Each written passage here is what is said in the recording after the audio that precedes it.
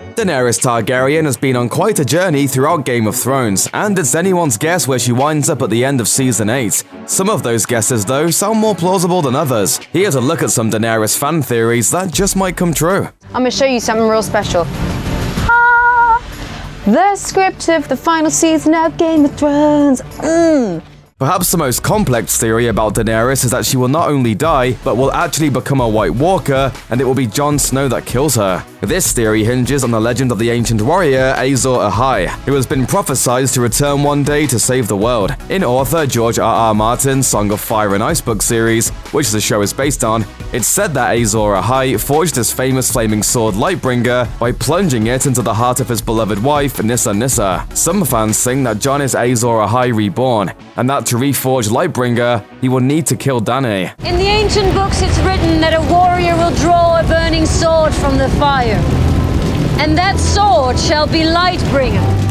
Making this theory even more complicated is the idea that Dany will then rise as a White Walker, just as her dragon previously rose from the dead. This is based on another ancient legend from the book about a long-ago commander of the Night's Watch who married a corpse bride. Some fans think that these two legends are actually one and the same, and that Nissa Nissa was the corpse bride. So if Jon is Azor Ahai reborn, wielding a sword of fire, and Daenerys is Nissa Nissa reborn, reigning as a White Walker, the two together will make up the Song of Ice and Fire that gives the book series its title. Hey, we told you it was complex.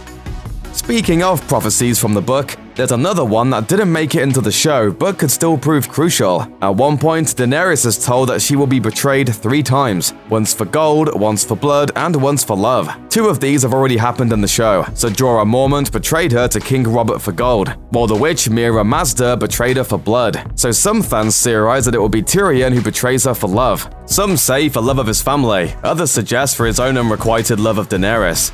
Say it ain't so, Tyrion.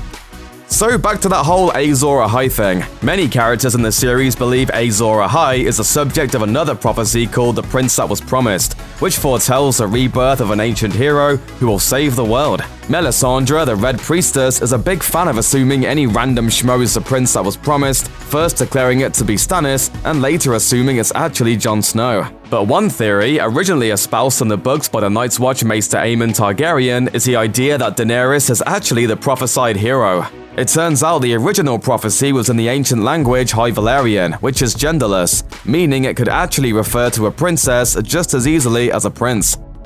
One of the most explosive revelations of Thrones' 7th season was a reveal that Jon Snow's name isn't Jon Snow at all, it's Aegon Targaryen, and he's not Ned Stark's low-born bastard, but a member of the most royal family in all of Westeros. Born to Ned's sister, Lyanna Stark, the man audiences know as Jon Snow is a son of Rhaegar Targaryen, making him the rightful heir to the Iron Throne and Daenerys' nephew. Jon isn't really my father's son. He's the son of Rhaegar Targaryen and my aunt Lyanna Stark. Some fans expect this to be a major point of contention, even leading to Jon and Daenerys battling each other for the Iron Throne. Let's hope it doesn't come to that. Ever since audiences met Daenerys Targaryen, they've been prepared to accept her as one of the show's heroes. But what if she's actually the ultimate villain? There's precedent, of course, as the whole reason her family was deposed in the first place is because the Mad King heiress went on a literal reign of terror, burning people alive at the slightest whim, just as Dany began doing in Season 7. In particular, the Mad King threatened to destroy all of King's Landing. That's something Daenerys seems poised to do before the series' end, though she won't need wildfire to do it. A confrontation with archenemy Cersei Lannister, who currently sits on the Iron Throne, seems inevitable, and since leaked set photos seem to show King's Landing in a state of destruction, it looks as though Dany and her dragons may finally finish what the Mad King promised. Whether or not she completes her heel turn in the process to become a true despot remains to be seen. Daenerys' journey began with a political marriage, and some fans theorize her journey will end the same way. In order to solidify her claim to the Iron Throne, a political marriage to Jon Snow or even Jaime Lannister makes some sense.